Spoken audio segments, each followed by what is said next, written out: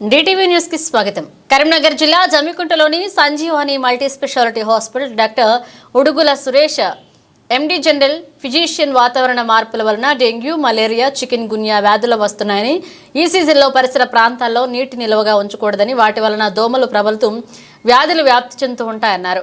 Doctor Kishore Kumar MBBS MD కాన్సెప్టివ్ వైద్య నిపుణులు మాట్లాడుతూ ఆస్తమా ఉన్నవారు, మిల్లుల్లో పనిచేసే కార్మికులకు డాక్టర్ సలహాలు సూచనలు వారి మాటల్లో విందాం, వారు చెప్పినవి పాటిద్దాం.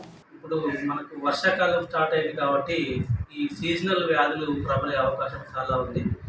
ఆ సీజనల్ వ్యాధుల్లో ముఖ్యంగా దోమల వలన డెంగ్యూ, మలేరియా లాంటి వ్యాధులు, తర్వాత చికెన్ గున్యా వ్యాధి, తర్వాత ఈగల వలన కలరా, టైఫాయిడ్, తర్వాత అపరిశుభ్రమైన వాటర్ తాగడం వల్ల వాంతులు, విరేచనాలు, తర్వాత ఈ వాతావరణంలో మార్పుల వలన ఫ్లూ లాంటి జ్వరాలు, ఎక్కువగా వైరల్ జ్వరాలు ప్రబలే అవకాశం ఉంది. కాబట్టి ప్రజలందరూ మంచి కాచి చల్లార్చినటువంటి మంచినీటిని తాగడము, తర్వాత దోమలు పుట్టకుండా సరైన జాగ్రత్తలు తీసుకోవడము, అంతేకాకుండా పరిసరాలు పరిశుభ్రంగా ఉంచుకోవడము, ఇటువంటి నివారణ చర్యలు చేసుకున్నట్టయితే వాళ్ళు వ్యాధిని బారిన పడకుండా ఉంటారు.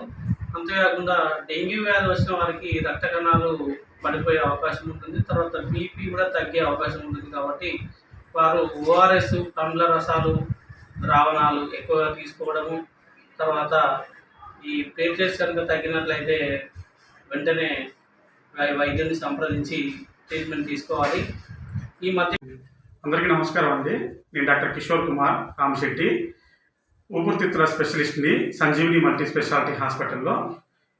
ఇప్పుడు మారుతున్న ఈ కాలాలు బట్టి చాలామంది పేషెంట్స్ వైరల్ న్యూమోనియాస్కి, అంతకుముందు ఆస్తమా కింద డయాగ్నోజ్ అయిన వాళ్ళు కానీ, పొగ తాగే వాళ్ళు కానీ, మిల్లులలో ఇండస్ట్రీలలో పనిచేసే వాళ్ళు కానీ, అలర్జిక్ తుమ్ములతో ఇబ్బంది పడేవారు కానీ చాలా అప్రమత్తంగా ఉండాల్సిన పరిస్థితి ఉందండి. ఎందుకంటే వైరల్ ఇన్ఫెక్షన్స్ అనేది ప్రబలం అంటే దాని ఇన్సిడెన్స్ ఎక్కువ ఉంటే మాత్రం ఖచ్చితంగా అంతకుముందు వ్యాధులతో ఇబ్బంది పడుతున్న వాళ్ళు, కొత్తగా వ్యాధులతో ఇబ్బంది పడేవారు చాలామంది ఉంటారండి. వాళ్ళు చాలా అప్రమత్తంగా ఉండి ఏమన్నా సిమ్టమ్స్ అంటే దగ్గు, సర్ది, జ్వరము, గొంతు నొప్పి, మోస, పిల్లి కూతలు, ఛాతి నొప్పి ఇలాంటివి కనుక ఏమైనా ఇబ్బందులు ఉంటే వెంటనే వచ్చి సంబంధించిన స్పెషలిస్ట్ని కలిసి దాని గురించి నివారణ కానీ సలహాలు కానీ తీసుకోవాలని కోరుకుంటున్నామండి.